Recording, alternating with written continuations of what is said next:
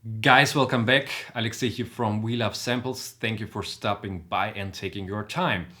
Today I want to answer a question in my private Facebook group. The first link, when you support the channel, you join the private Facebook group. Phil, who supported this channel, he asked me, when do you know when your mix is done? So how do you know when your mix is done? Let's discuss.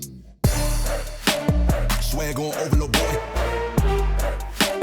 Swag on over, little boy. Swag on over, little boy. Swag on over, little boy. I think it's very difficult to answer it, in just one or two sentences, because every production is, is something special, and it takes a lot of, there are a lot of things that are connected in order to make a production work. My recommendation for you is, first of all, you should decide where is this music later on is going to play. So who are the people who will listen to it?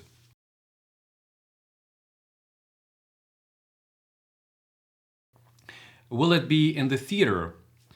If the answer for you is no, then you don't need to think about that. I can hear like 40 or 50 hertz, or I can judge this range from 20 to 50 hertz, because your room will always lie on you, because you don't have the perfect situation in your home.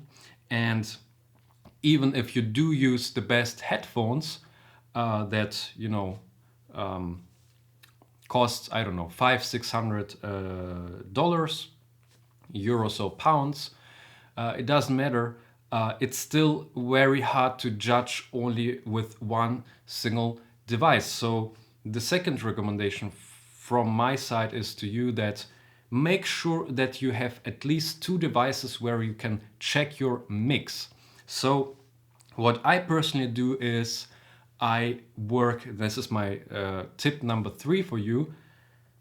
I always work for around 70-80% of the time. I'm working on track or a project in general that is connected to audio, obviously, for 70-80% on my mono speaker. So it's a Grot box. It's something that is called, this old radio type. Kind of a, maybe not the same sound, but goes into the direction of Yamaha NS10. Very popular, or was very popular, back then. So this is my focus, because I know that when my music is, sorry, going to be placed, to be played by, headphones, for from your smartphones. So very cheap devices at the end of the day, your smartphones or the headphones. This device, so this Grot box or this speaker, guarantees me at least, to know for 80-90% if this mix will work on those devices. And if I see that, something is strange, for example, I know that my production has, a deep bass line, but I can't hear it on this speaker. So how should those people, on iPhones and Samsungs, or this cheap headphones, how they should hear those frequencies that are below the output of this device?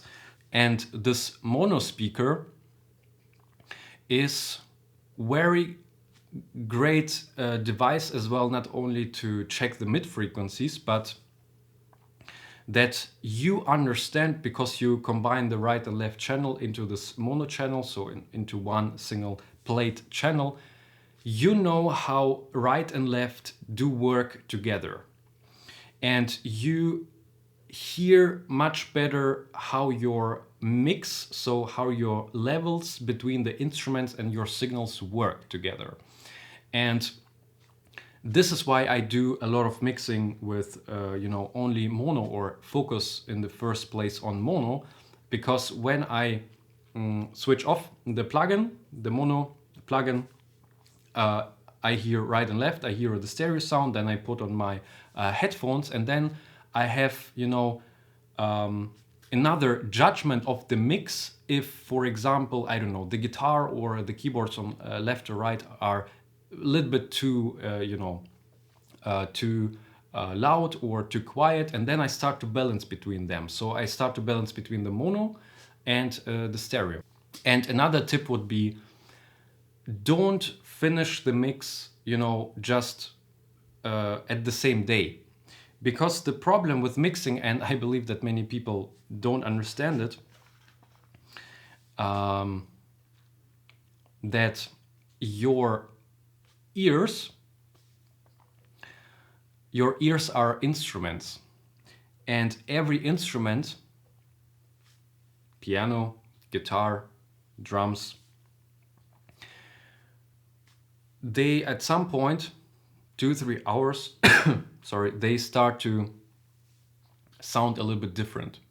So my recommendation for you, when you mix, not produce, mix, when you start to using EQ, compression, reverb, etc., make a lot of breaks. So don't work for 4 hours on a mix, because this mix will, I can guarantee you, this mix will sound awful. And not because you're not a good mixing engineer, it's because your ears, after after 60 minutes, 90 minutes, they can't give you the exact information what you had or they had in the beginning when you started to mix, because your ears will get tired. And ears get tired very quickly, and you know it already, because if you go into a concert, of course not now, but later at some point we will do it. If this music is super loud, and in most cases, in every location where music is being played, it's in most cases loud, and at some point you don't hear a lot of details anymore. And this is the issue with mixing. So good mixing engineers who are, taking it seriously, or producers who are really taking it seriously, they do a lot of breaks in between the sessions. So I started to make a break after 45-50 minutes, something like that, for 10-15 minutes. And I don't care if I lose those 15 minutes, because I do the break, because I know that at the end of the day I can judge my mix much, much clearer and more objective, because my ears are not as tired as yours if you're working for 4 hours straight. And I obviously did this mistake in the beginning when I was starting with mixing and audio, and you're so into this topic, and you want to do this mix and then the next mix, and then you want to find out this and that, and you're listening all the time. And what do you listen all the time? You're listening all the time the same loop. Okay, you're not listening the mix from the beginning to the end. You're always hearing the same 4 bars or 8 bars. And this is why you're losing your objective as well. And my last tip would be, when you come back the next day, okay, you have a much better judgment on your production and on your mix that you had, the night before, and you will see and hear obviously that something is strange. And then you take a notebook. This should be actually tip number 1 for everything that you do, what you want to do better. You grab a notebook, or I don't know, your phone, and write everything down.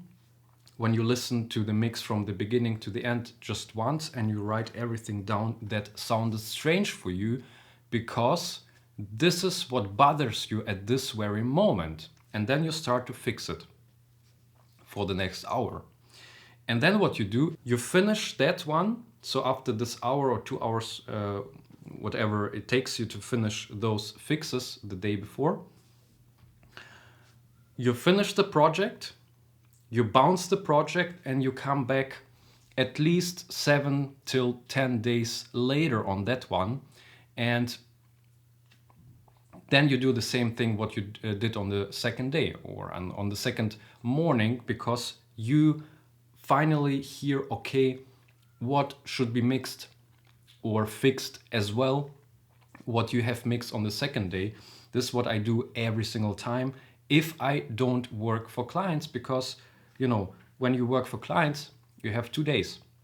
And you know, of course, sometimes a little bit more depending on the project. But sometimes you know, as a professional, I just have to make very quick decisions. And if I do the decision, I do it because my gut and already my experience told me that I feel that this is right. Okay, but if I work for my project and I know I don't have, you know, a deadline for the next year, I told already about deadlines, but I will come in, you know, 10 days and I listen to this project, and if there's still something that I want to fix, I fix it and leave it, bounce it, publish it.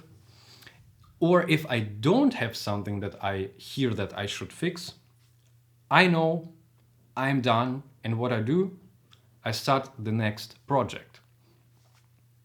Try it out. I think it will work. Okay, and you will see much more results because you you go with a different, you know, kind of intention into those projects, because you start to understand how professionals are doing it every single day. They mix in mono for a lot of, you know, time. I said 70-80%. Then on the second day, you make always, you know, this notebook stuff. You write everything down, what you didn't like and what you want to fix. And if you do have more time, you come back, listen again, and decide, you know, what your gut and your inner feeling is telling you. Am I done or not? And in most cases, you know, there's still something that you want to fix. You take another 2 hours, you fix it, print it, and you are done. Or if, you know, something is just perfect, leave it and don't come back anymore to that project. Print it, bounce it, release it, and see that other people, you know, finally can hear your music, because you have to publish the music in order that other people, you know, have the chance to listen to your music, your beautiful music, guys. Don't hide it somewhere on your hard drives, as I said in my videos before. This is not a progress. This is just, I do, you know, music for my hard drive. No, you want that other people want to listen to your music. So even if the mix, you know, for someone else like me is not super perfect, it doesn't matter. You want to progress. You want to put out another song, another production. This is the primary goal. Start doing it. I hope that it helped you. Thank you for asking, Phil. If there's something else, write it down in the Facebook group. I'm glad to answer that as well. Thank you for watching. Take care, guys. You're amazing. Work on your mixes and see you in the next video, guys. Bye. Swag on overload, boy. Swag on overload, boy. Swag on overload, boy. Swag on overload, boy.